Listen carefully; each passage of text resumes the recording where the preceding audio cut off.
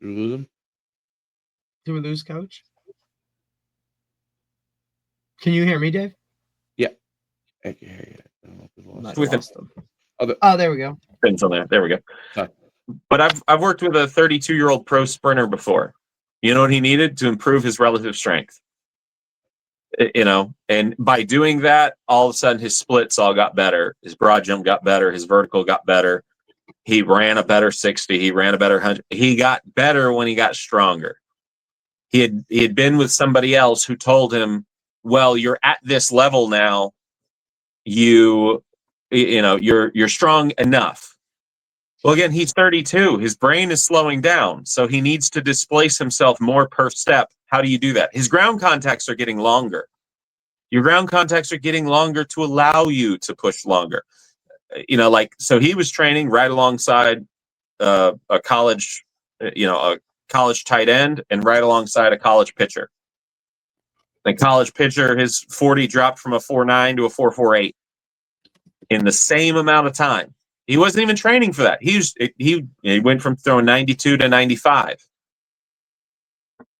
He needed the 5'9" college pitcher, the 6'5" tight end, and the 6'3" sprinter all needed the same thing. They needed to get stronger, and they needed to get stronger in shorter durations of time, and they needed to improve their body's sort of capacity for more high rep or more high intensity outputs, which is a slow process, right?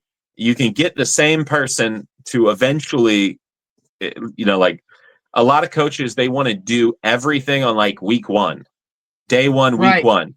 And their kids are rolling around on the ground puking. And I go, that's great. If your kids are puking, then that means they're not going to run a PR and a fly 10 or a PR and a jump for 2 weeks. Exactly.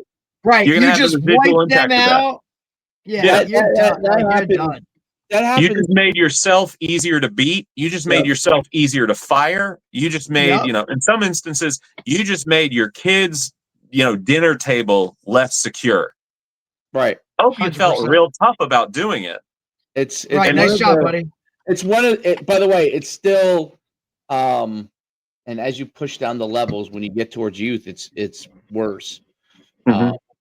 But it's one of the things that I still see all the time. Like I hear it. If my son comes out of it, like I coach my son in football. We apply a lot of sprint-based football stuff. With me working with my son directly, I try to focus on adapting him because who he was a year ago physically at 9, he was super lean. Now all of a sudden at 10, he developed he just started to grow. He's just bigger kind of kid. He looks like he went from being a skinny, super quick guy to looks like a Iowa farm boy. You know what I mean? So like those things change. You have to adapt your training to, he's like, how come I'm not as fast as I was last year? I said, well, we have to slowly adapt to what your body, you figure out the things that your body can and can't do. Where are you weak? Where are you strong now? What your biological changes, are causing different things to work well, better than ever, and causing other things that you did very well last year, not that we're going to have to adapt your training to develop that, right?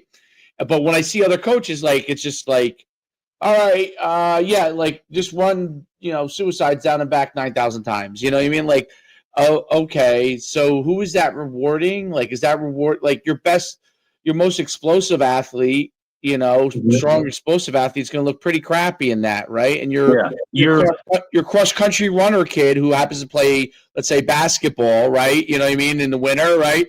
He's going to look phenomenal, and you're going to put him in a premium. You're going to be like, hey, he should be playing more because he's in great shape. Yeah, but he can't guard anybody, So. Yeah, and at higher level schools, there are a lot fewer cross country runners on the basketball team.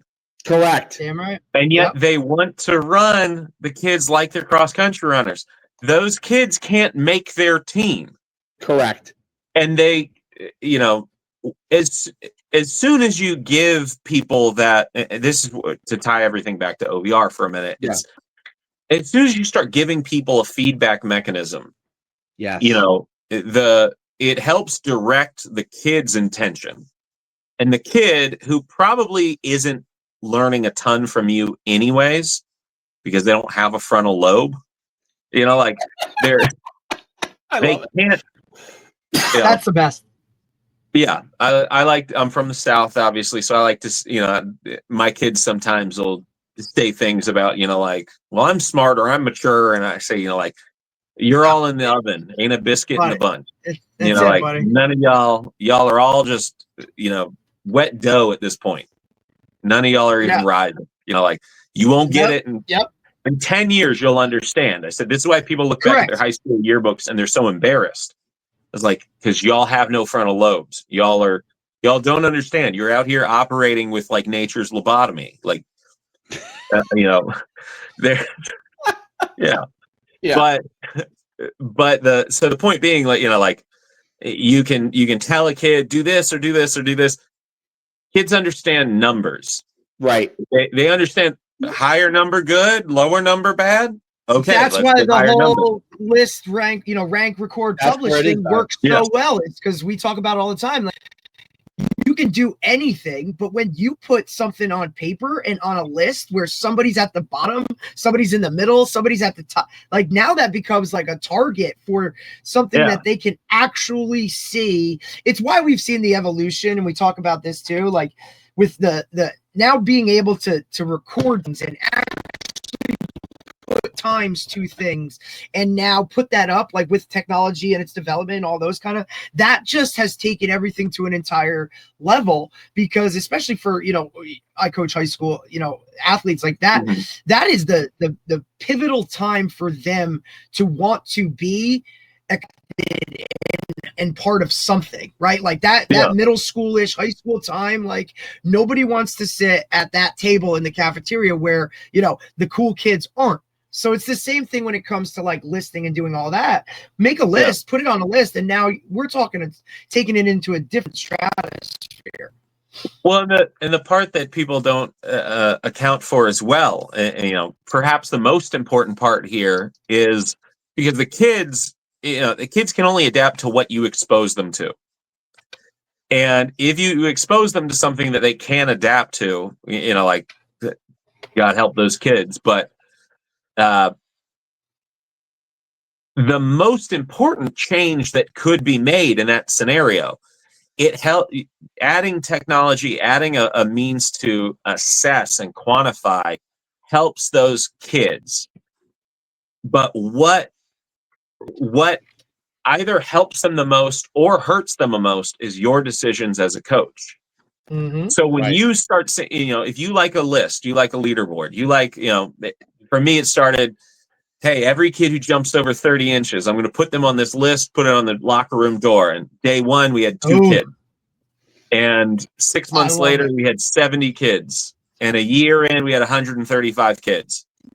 And now, well, that was before OVR, and our sort of, a 30-inch jump for us is more like a 33 or 34-inch jump for some of the other mats out there. So suddenly those lists become a lot harder, a lot more competitive. But as a coach, no coach has a leaderboard or a record board in order to just see it sit stagnant, right? So if you start to notice, I have less kids this year doing, whatever your metric is. I have less kids squatting big, benching big, power cleaning big, whatever. Even if it's just that, because a lot of coaches, they don't even get that far. They don't have like that sort of level of observation and accountability. They're not recording, even if, if you're at a school or whatever, you say, well, that's nice, Mr. OVR man, but we can't afford any of this stuff.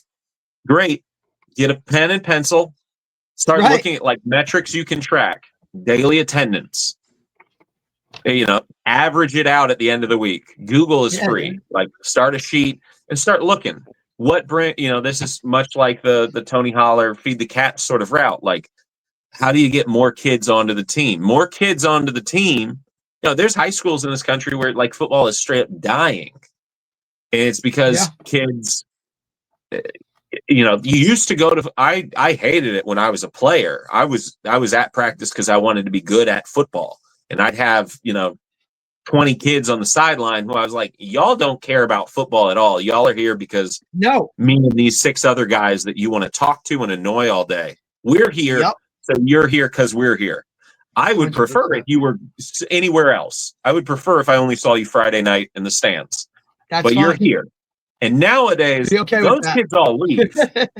And then the 6 kids that they were there for, they also are seeing what is every other school around town doing.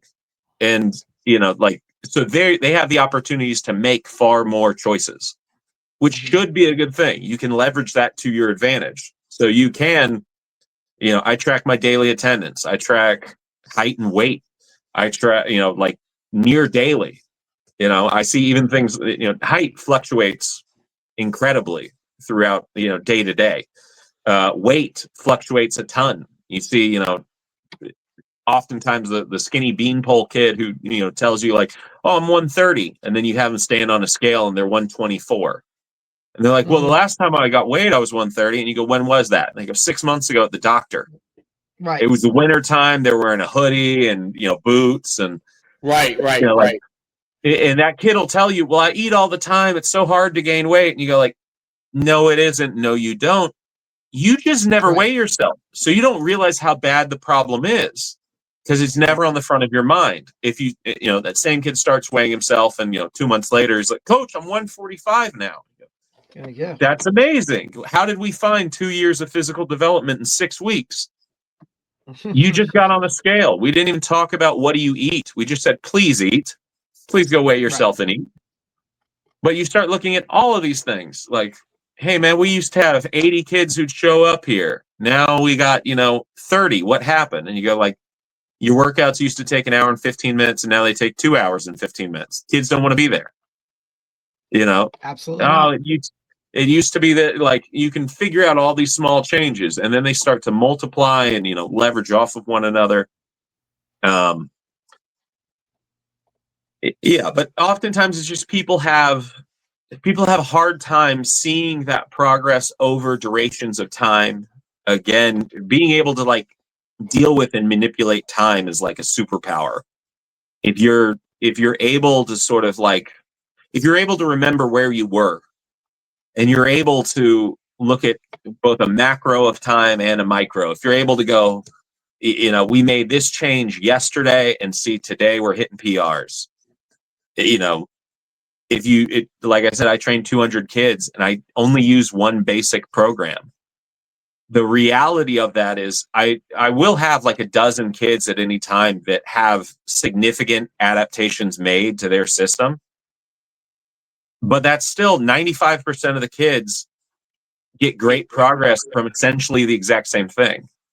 And then those adaptations, those deviations that I make, well, it's like 6 of those kids have the exact same deviation. Because even as individuals, it's like there's only a few different types of athlete. There's only a few different types of people. So if it works for one group, you probably just solved a massive hole in your, if I give something to 5 kids, if it works, 3 or 4 out of those 5 will show me results pretty fast. Then I'll apply it to 50 kids. And if it works there, then I apply it to everybody. So we can make huge sweeping changes. And it's almost like viral progression where it works for for patient 0, then the next ring, then everybody. Right. But all of training works because humans generally adapt in a similar fashion. So if you're killing one kid, you're probably killing like half your kids, if not more. If you're, that one kid may be the one who's brave enough to complain. That's the other thing is, like the canary in the coal mine type effect. I want as few, I want all my canaries singing and I was going to say, I don't want to hear any canaries, but that means that they're all dead. You want your canaries all singing, when you've just got that one kid who's popping up, hey coach, my knee hurts. Right. Look around the room. How many kids look, how many kids just posture looks hobbled? Rarely is it just the one kid. Absolutely not. It's never usually an isolated incident. There's usually multiple numbers involved. especially now where kids are less active outside of practice and outside of workouts than ever before, which is why we have all the other, injuries that we have, is because they're not getting that early childhood development. They're coming in with lower work capacities, lower general fitness than ever before. But likewise, when you get kids who are like deep within your system and then they get hurt, you're probably about to have several other kids hurt with a similar issue. If you solve one kid's problem, you probably solve 10 or 15 kids' problems. Right. There's no doubt. And that's a big deal. And adapting that is a huge thing, like recognizing when there is a problem with something you're doing and being willing to look at it and change it when the one kid is complaining or you have a couple kids that are complaining, being able to assess that. That's a coach thing that like a lot of coaches are not willing to do. And I think it's really, really important because the idea on performance is long-term, right? It's long development, long-term improvement at the same time that you're trying to win games now. If you don't have them in week 8 or week 7, you didn't do the right things. And I think a lot of coaches, you talked about the first day thing, right? A lot of coaches hit so hard the first week or 2 to try and get everything in. It takes their kids 3 weeks to recover from that. And that's game 1 and 2. Yeah. I like to tell the story of the first year that I was at Florida High. I was working with the volleyball team, and they were a very good volleyball team. The coach had won 5 state championships, and she had a good team. She had a good group of kids, and I started to notice. This is only a few weeks in. I started to notice these girls would come to me like 3 days a week, and I noticed there was a particular day where everyone was down like 4 to 5 inches. And the other 2 days were very similar. And then this one day each week, they would all be just crushed. And I asked the girls, well, what happened? Why is today different? And it was because they would come to me later in the day. And I would go, but you practiced before workouts the other 2 days. What happened? What's your schedule on this middle day in between? And they go, well, we have a study hall instead of practice. And I go, okay. And she goes, and then we have conditioning. And I go, well, what's conditioning? And it was this 2-mile run through the woods, basically, up and down hills and through sand and whatnot. And then the girls come to me and none of them can jump. Right. And prior to me, they're not getting their jumps measured daily.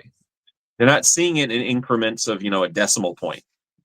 So now all of a sudden they're seeing, that which is making them more upset and depressed. But now it's also giving me leverage to have a conversation. And their coach comes up on one of these days, and it's probably the 3rd time we've done this. The coach comes up and says, how are they jumping? And I say, well, not really good. She's like, really? I said, yeah, she normally jumps 24. She's jumping 19. That's a big drop off. And I was like, so I know now what's happening. And I asked the coach, so what do y'all do before this? What makes today different? She goes, oh, well, they do their conditioning. And I go, oh. And she goes, why? Is that, is that bad? And I said, well, I don't want to, I just got here. You've got 5 rings. I'm not trying to change anything. And she goes, no, tell me if it can get me. She goes, I have this. If it gets me this, I don't care what it is. If you tell me shutting up gets me this, then you won't hear a peep from me. And I was like, well, that's crazy. That literally just handful of gold. And then she's like, if you can get me this, if you can get me one more finger, I don't care what it is that you tell me to change. I'll change it. And because most aren't like that. No, but part of it was, I was exotic coming in. I was this new stimulus. Different. I was an outsider, right? And, it's kind of like going to, there's a lot of people who are going to go to a conference and they're going to listen to somebody talk, and they're going to come away super excited with a change that they want to, implement because some expert that they traveled to see gave them a change. Mm-hmm. But when their kid comes to them and says like, hey, this is what's happening to your program right now, they don't want to make that change. They don't want to hear that feedback. Like on a certain level, it's just imagine that kid coming up to complain to you was a speaker at a conference.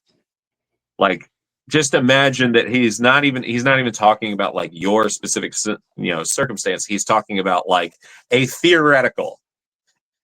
And, like, allow yourself to have that like light bulb moment, because again, it's change is scary. But if you're trying to get from, the 5 hand to the 6 on the other hand, you need the change that's going to get you that next. Change represents an opportunity.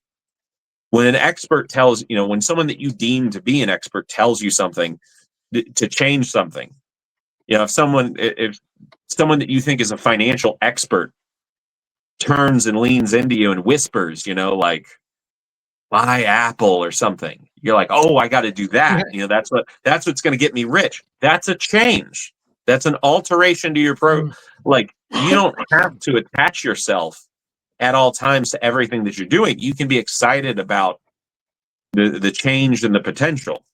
We all want change inherently. Like, we, every coach wants a new play that's, gonna work just a little bit different, because they have a scenario in mind where, like, they want that added little spice. Oftentimes just because they're bored. Right. But under the right circumstance and the right presentation, you want change. Just allow it to happen. Be excited about it. It's a scary thing for a lot of people, though, because change, you know what I mean? Like, it's a fear of the unknown. And we talked about it with Tony, in the way that, some of these guys have implemented the whole feed the cats, right? Or just anybody really. The fear now of going in and doing something so different, right, has to be, you need the administration to be on board, right? You're nervous about that. It comes down to job security, right? Like, there's parents that will look at it and be like, what do you mean we're not practicing in full pads? What do you mean we're not tackling? You know what I mean? Like, those implements of like going out on that limb, one, for I think a lot of guys, the job security thing is such a fear factor that they're not willing to even get on board with it. Or the others, the blowback, I think, of what could be if it doesn't go the right way, just puts a level of fear that people aren't willing to risk it. You know what I mean? And that's before you even get the like, people don't like being uncomfortable to begin with, right? Like, to live in that world of discomfort, that's really kind of where you make your biggest strides, is when you're, willing to take those risks. And, but you have to know, the situation and know everything going around it. I see that fear factor, like, just people won't even entertain it because it's so different, or it's something of that nature, right? And it's kind of like what you're talking about, like when you implement that with the younger kids coming in, when they get into that new program, right? Like, why are we doing this? And you have to explain it, and then it's I don't really know, and then you're kind of not getting the all in, really slippery slope and a scary place for a lot of guys, especially coaches, where structure is like what we're looking for, and we do what we know because it's comfortable. So that world of discomfort is it's hard for a lot of people. Well, it's also, you don't make huge, as I say, like, you have to change. You also have to remember that change is not inherently large. Change can be very small. Change, change doesn't have to be overnight. Change can be gradual. Change should be gradual in most cases. So, like, with those, what I'll often point out, like, if I'm starting a new team, their first day, we're probably going to do, let's say they come in and it's an upper body day. Everyone else is doing, probably 6 exercises plus maybe a sprint.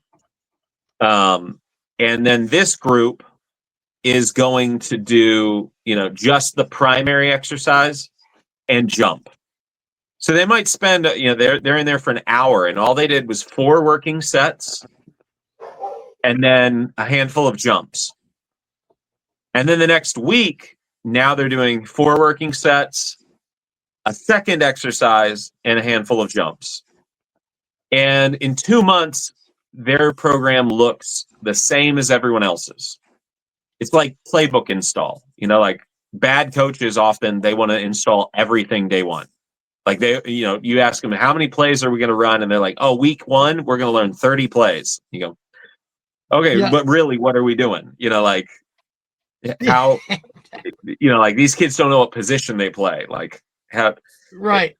Learn. Good coaches spend more time and do less purposefully. Good coaches acknowledge, I only actually have this much time or this much bandwidth to be effective. So I'm going to build competency over what we can right now.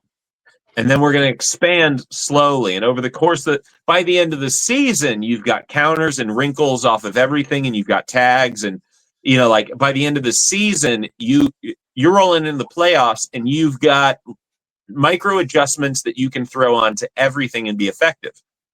But week 1, you're not going to be there. Stop trying. Right. Don't expect to be there. Yeah. And likewise, you don't need to tell people when you're making changes. So, like if I were going to make sweeping changes with my kids can only realize that things are changing when they look back really far. When when kids come back, alumni come back, they look at our program and go like, wow, this is a lot different. And the kids doing it will go, really? Like, this isn't, because they don't know. I feel like we've done the same thing forever. Absolutely. Because we used to do 4 sets of that. Now you only do 2. Yeah. I'm like, yeah, there was a point in time where I was like, what if we chopped 1 set off? So we were doing 4 sets of 5. Well, what if we go to 3 sets of 5? And a month later, they're making slightly better progress.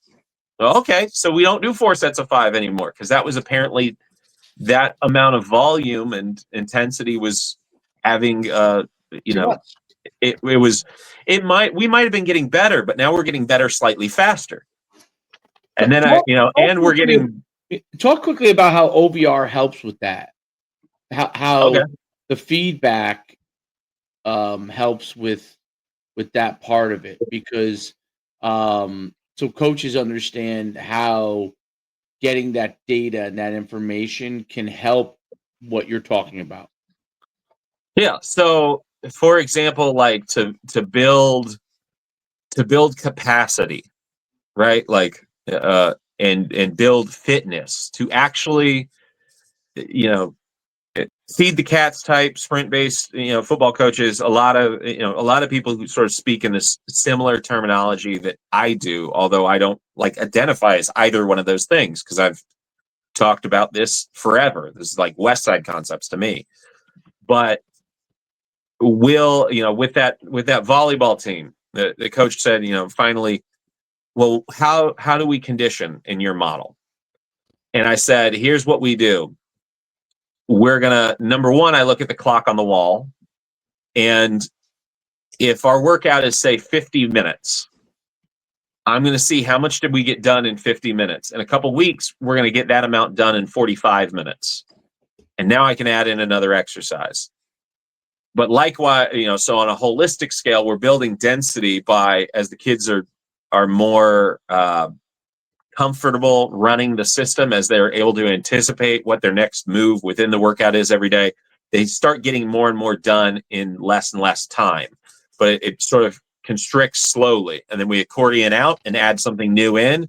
And I'm constantly looking for when does that density build? But on a micro sort of level with our conditioning, we do a lot of like sled pulls. So we might have the kids drag a 150 pound sled and sort of a power walk style, and they'll do about 60 yards as 1 rep. And they might do, let's say, 3 reps a round of about 3 reps, so 180 yards of sled, and then they'll jump. We'll put the OVR jump down, and they'll jump. And at first, when we put that sled work in, they're going to jump lower. And when I say we'll jump, I mean we'll go do, every 20 to 30 seconds, they'll kind of just form a little group around the jumps, and they'll cycle in and out. And each kid will get maybe 4 to 8 jumps. So a couple minutes jumping. They do a couple minutes on the sled, a couple minutes jumping. And after, at first they might be down 2 to 3 inches on average. And a week and a half in, they're going to be right around where their regular jumps would be.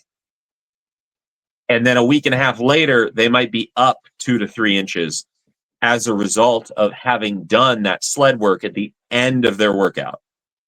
So what we see in real time is, how is their work capacity growing? When they start to consistently jump higher after that sled work, they're in better condition. They've got a bigger gas tank. And what do? We add another triplet of those sleds. And after 3 weeks, suddenly they're jumping higher. After a second round of sleds and a second round of jumping, they're jumping even higher.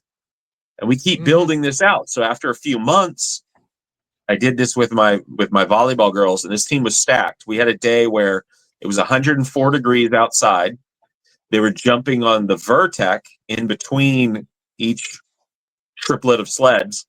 And we had a Division I running back who was in town about to leave for a West Side based school, though he elected not to train with me and our group, but he wanted to come flirt with the girls. So he showed up and he goes, "Oh, y'all are just doing sleds." And it's 100+ degrees outside. We're out in a field. It's very humid. And he's dragging the same weight as the girls. And 4 girls that day hit over 10 feet on the Vertec after 4 rounds. So 1,200 yards of this. That might not be right. 720. They either did 720 or they did like 1,200 yards of sled, but they kept doing sleds and then coming back and doing Vertec. And the girls, when their Vertec starts to go down or their OVR jump starts to go down, that's where we would call it, right? We would add density and we would add volume only when their outputs rose. Makes sense. So, and if we're coming off of a season or something where maybe they missed a bunch of workouts because they were making a deep playoff run, then we would see like their outputs would crash, maybe after 1 round, and we would slowly build that back up. But in 3 weeks, you can build